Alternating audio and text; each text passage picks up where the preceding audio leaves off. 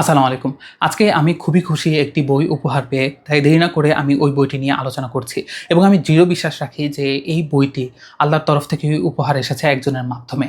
এবং আপনাদের মনে হতে পারে যে আমি হয়তো একটু বাড়িয়ে বলছি, একটু বেশি ইমোশনাল অথবা সুগার কোট করছি। But let me tell you the entire story. যাই হোক, বইটি হচ্ছে মহানবী মুহাম্মদ সাল্লাল্লাহু আলাইহি সাল্লামের জীবন ও সময়।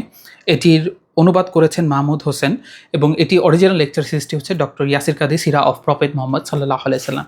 তো আমি কেন বলছি যে এটা একটা দোয়া কবুলের গল্প, অ্যান্ড ইনফ্যাক্ট এটা একটা অনুচ্চারিত দোয়া কবুলের গল্প। দেখা যাচ্ছে এই লেকচার সিরিজটি যেটি হচ্ছে সিরা অফ প্রফেট মুহাম্মদ সাল্লাল্লাহু আলাইহি সাল্লাম, এটা হচ্ছে আমি শুরু করেছিলাম 2024 সালে। এটা 104 পর্বের এবং প্রতিটা প্রায় 1 ঘন্টা অথবা 1 ঘন্টার একটু উপরে অথবা নিচে। অফকোর্স অনেক সময় লাগে, দেখা যাচ্ছে অন্যান্য ব্যস্ততা, অন্যান্য কাজের মাঝেও এটা আমি শুনছিলাম।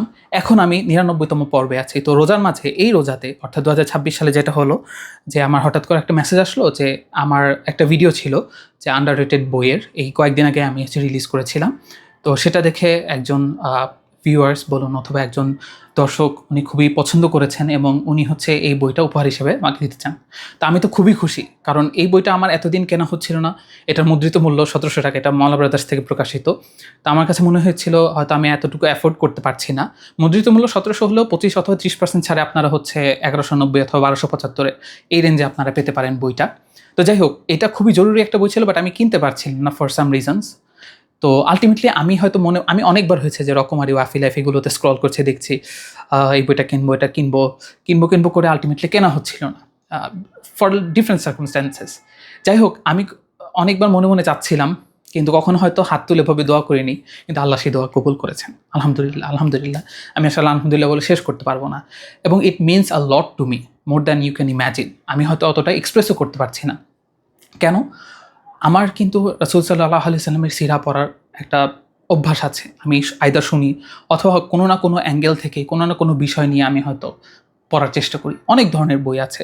সেটা রাসূল সাল্লাল্লাহু আলাইহি সাল্লামের সংসার হোক অথবা নবীজির পাঠশালা হোক, এরকম অনেকগুলো বই আছে যেগুলোর থ্রুতে আমি চেষ্টা করি যে মরুভূমিতে যেমন একজন দিশেহারা পথিক না অ্যাকচুয়ালি, যে মরুভূমিচারী যেই করে, সে কিন্তু একটু পানির জন্য অনেক খোঁজের চেষ্টা করে যে নিজের তৃষ্ণা মেটানোর জন্য। তো আমার বিষয়টা অনেকটা এরকমই, যে আমার তৃষ্ণা মেটে রাসূল সাল্লাল্লাহু আলাইহি সাল্লামের জীবনেই পড়ে আর কি। কারণ এমন অনেক কিছু আছে যেগুলো হয়তো আমরা এখনও পড়িনি। তো এই বইটা অথবা এই লেকচার সিরিজের থ্রু আমার জানার আগ্রহটা আরও হচ্ছে গিয়ে বেড়েছে এবং আমার অনেক যে থার্স্ট সেটা স্যাটিসফাইড হয়েছে। কেন? কারণ এটা একটা অ্যাডভান্স লেকচার সিরিজ এবং এই বইটা, এই সিরাটা অ্যাডভান্স সিরা আমি বলতে পারবো। সো অ্যাডভান্স সিরা আর জেনারেল সিরার মাঝে পার্থক্য, জেনারেল সিরা কিছু বেসিক অথবা কমন বিষয়গুলো নিয়ে আলোচনা করে। সো আপনারা যদি রাসূল সাল্লাল্লাহু আলাইহি সাল্লামকে ভালোবাসেন, আপনারা পড়তে পড়তে মনে হবে যে আচ্ছা, আমি আরও অনেক কিছু ওনার ব্যাপারে আরও জানতে চাই, ওনার কাছ থেকে আরও কিছু শিখতে চাই, বিকজ ওনার জীবনে রয়েছে আমাদের উত্তম আদর্শ।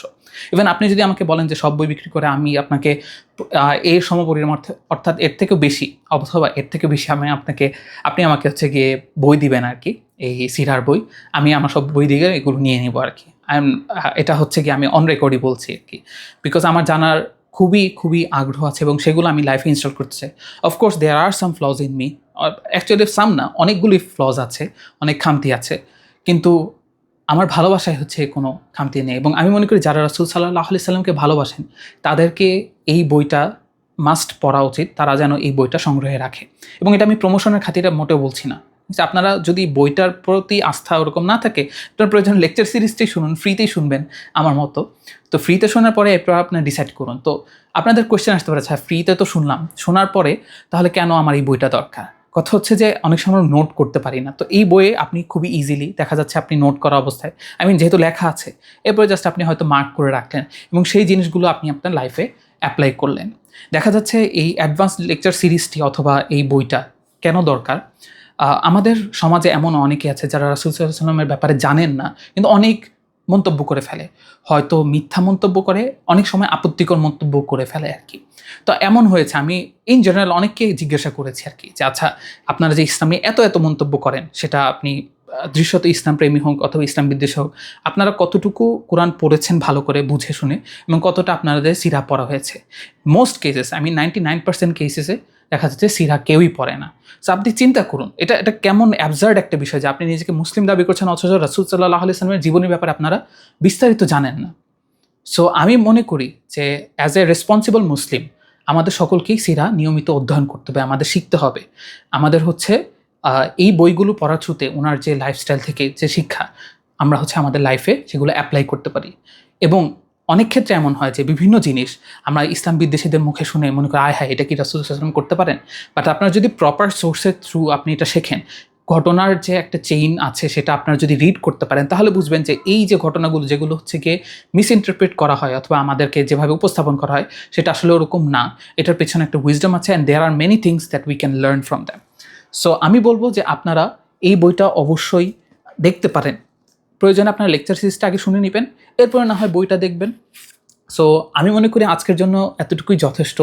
আমি এই বইটা না পড়ি একটু বলেছি, বাট হ্যাঁ আমি যতটুকু দেখেছি অনুবাদের মান খুবই ভালো, এবং কিছু বিষয় আছে যেমন ইয়াসির কাদি উনি হয়তো কিছু যে ওনার সালাফি পজিশন থেকে উনি পরবর্তী সময় কিছু মতামত পরিবর্তন করেছেন, সেই জিনিসটাও এখানে ইউটিউবের যে লেকচারে সেটা ইনক্লুড করা আছে, যেটা হয়তো লেকচার সিরিজে নেই।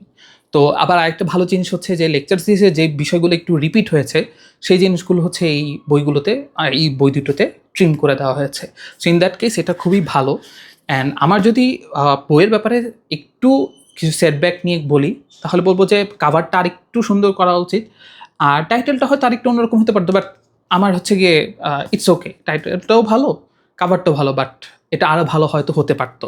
বাট এটা আমি মনে করি খুবই দারুণ একটা কাজ হয়েছে, এবং যিনি লেখক উনি আসলেই প্রশংসার যোগ্য, কারণ উনি যদি না করতেন তাহলে হয়তো আমিই করতাম আর কি, বিকজ আমি যেহেতু ইংলিশ লিটারেচার পড়াশোনা করেছি, অ্যান্ড অফকোর্স আমার ইচ্ছা আছে যদি কোনো সময় এরকম সুযোগ হয় তাহলে আমিও এরকম কিছু দারুণ কাজের অনুবাদ করব। যাই হোক, আজকের জন্য এতটুকুই। আশা করি আপনারা পড়বেন এবং হচ্ছে গিয়ে পড়ে এই বিষয়গুলো আপনাদের লাইফে অ্যাপ্লাই করবেন, বিকজ রাসূল সাল্লাল্লাহু আলাইহি সাল্লামের জীবনেই রয়েছে আমাদের জন্য উত্তম আদর্শ। আমাদের আর কোনো আইকনের প্রয়োজন নেই, আর কোনো আইডলের প্রয়োজন নেই। আমরা ওনার লাইফ পড়ে, ওনার লাইফ থেকে জেনে আমাদের যে লাইফের বিভিন্ন প্রবলেম সেগুলো সলভ করতে পারবো। আজকের জন্য এতটুকুই। ধন্যবাদ। আল্লাহ হাফেজ। সালামু আলাইকুম।